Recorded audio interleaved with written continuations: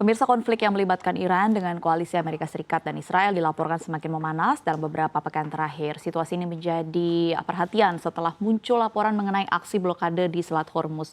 Salah satu jalur perdagangan energi paling penting di dunia. Lantas bagaimana dampaknya terhadap pasar keuangan di negara kita Indonesia? Kita bahas selengkapnya dalam konflik Timur Tengah tekan pasar keuangan Republik Indonesia. Kita lihat ke slide yang pertama. Pemirsa, pasar keuangan Indonesia membuka pekan ini dengan tekanan yang sangat dalam seiring dengan memanasnya konflik geopolitik di kawasan Timur Tengah. Ketegangan ini melibatkan Iran melawan koalisi Amerika Serikat dengan Israel yang dalam beberapa pekan terakhir terus meningkat dan menimbulkan kekhawatiran baru bagi pasar global. Salah satu perkembangan yang paling menjadi sorotan adalah aksi blokade di Selat Hormuz yang dilaporkan terjadi awal konflik pada akhir Februari lalu. Sebagai informasi pemirsa, Selat Hormuz sendiri merupakan salah satu jalur perdagangan energi paling penting di dunia. Sekitar 1/5 perdagangan minyak global melalui atau lewat jalur ini. Sehingga setiap gangguan di kawasan tersebut langsung memicu kekhawatiran terhadap pasokan energi global. Kekhawatiran inilah yang akhirnya membuat pasar energi bereaksi tajam. Harga minyak mentah global sendiri langsung melonjak dengan minyak jenis West Texas Intermediate atau WTI tercatat mencapai 110,6 dolar Amerika Serikat per barel pada Senin pagi. Level ini sendiri menjadi yang tertinggi sejak 4 tahun terakhir, tepatnya sejak Juni 2022. Kenaikan tajam harga energi ini memicu sentimen risk off di pasar keuangan global, di mana investor cenderung mengurangi exposure terhadap aset berisiko dan akhirnya berpindah ke aset yang dianggap lebih aman. Tentu bukan hanya pasar global yang bergejolak, tekanan juga dialami oleh pasar tanah air kita. Mulai dari rupiah yang menembus ke level 17.000 rupiah per 1 dolar Amerika Serikat sampai IHSG yang dibuka terjun bebas, minus lebih dari 5%. Kita geser ke slide selanjutnya untuk membahas lebih lanjut tekanan di pasar keuangan domestik. Nah, gejolak global ini pemirsa langsung tercermin juga di pasar keuangan dalam negeri secara keseluruhan. Pada pembukaan perdagangan Senin pagi misalnya, nilai tukar rupiah di pasar spot dibuka melemah 69 poin atau 0,47% ke level 16.980 rupiah per 1 dolar Amerika Serikat, semakin dekat level 17.000. Bahkan dalam pergerakannya rupiah juga sudah sempat tertekan lebih dalam lagi dan akhirnya menembus level psikologis 17.000 rupiah per dolar Amerika Serikat. Ini adalah level yang ditakuti terjadi dan sudah terjadi. Tekanan ini terjadi seiring dengan meningkatnya permintaan terhadap dolar Amerika Serikat di pasar global. Sementara itu, indeks harga saham gabungan atau IHSG juga mengalami koreksi tajam pada awal perdagangan ini, di mana IHSG terkoreksi 421,4 poin atau sekitar 5,56% ke level 7.164,28. Sejak awal sesi perdagangan, indeks juga langsung bergerak di zona merah atau zona koreksi. Level 7.374 menjadi posisi tertinggi intraday sebelum tekanan jual membawa indeks anjlok atau turun hingga menyentuh level terendahnya di kisaran 7.163,86. Kita lihat ke slide selanjutnya.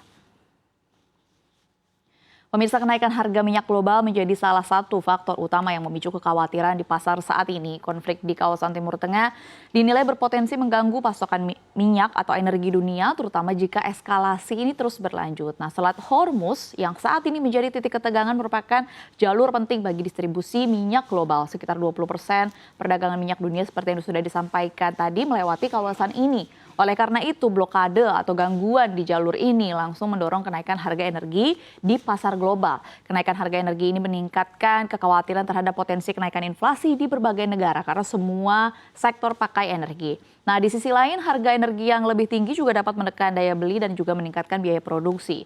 Kondisi inilah yang pada akhirnya dapat memperlambat pertumbuhan ekonomi global secara keseluruhan. Nah, dalam kondisi seperti ini pemirsa, pasar keuangan global pastinya cenderung bergerak lebih volatile begitu. Investor sendiri umumnya akan lebih berhati-hati dalam menempatkan dananya sambil menunggu kejelasan kemana nih arah perkembangan konflik di kawasan Timur Tengah ini. Situasi juga menjadi faktor penting yang akan terus dicermati pelaku pasar karena berdampak langsung terhadap stabilitas ekonomi dan juga pasar keuangan global. Kita lihat ke slide selanjutnya. Analis mata uang Du Financial Futures, Lukman Leong, menilai bahwa nilai tukar rupiah juga masih berpotensi berada dalam tekanan terhadap dolar Amerika Serikat. Jadi ini belum titik terlemah ya. di mana hal ini terutama dipengaruhi oleh memburuknya sentimen risk-off di pasar keuangan global. Menurutnya, lonjakan harga minyak mentah yang telah menembus level psikologis $100 per barel, bahkan disebut-sebut dikhawatirkan menembus harga 200 begitu, menjadi salah satu pemicu utama kekhawatiran pasar. Kenaikan harga energi dinilai dapat memberikan dampak yang besar terhadap perekonomian global, terutama melalui peningkatan tekanan inflasi di berbagai negara. Dalam kondisi seperti ini, pelaku pasar global cenderung mengurangi exposure terhadap aset berisiko seperti saham. Sementara di sisi lain, permintaan terhadap aset safe haven seperti dolar Amerika Serikat, obligasi pemerintah Amerika Serikat, dan juga emas pastinya meningkat. Sehingga rupiah juga dikhawatirkan masih volatile, masih lemah begitu titik atau posisinya, dan juga IHSG pun masih berpotensi untuk tertekan lagi atau fluktuatif dalam jangka pendek. Dan tekanan di pasar saham ini terlihat pada hari ini dari luasnya penurunan saham di kawasan bursa. Kita lihat ke slide selanjutnya.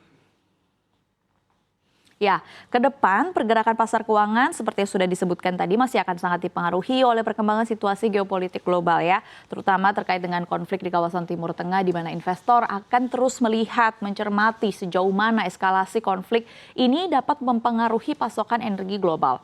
Selain itu, pergerakan harga minyak dunia, arah pergerakan dolar Amerika Serikat serta arus dana asing juga akan menjadi faktor yang penting bagi pasar. Dalam jangka pendek pemirsa, pasar diperkirakan masih akan bergerak volatile atau liar. Namun di tengah kondisi ini koreksi pasar juga seringkali membuka peluang bagi investor ya untuk mencermati kira-kira ada potensi akumulasi pada sektor-sektor mana saja ya, terutama yang memiliki fundamental kuat dan mendapatkan dukungan dari dinamika harga komoditas global itu sendiri. Ya pemirsa, dalam jangka pendek volatilitas pasar masih berpotensi tinggi memang.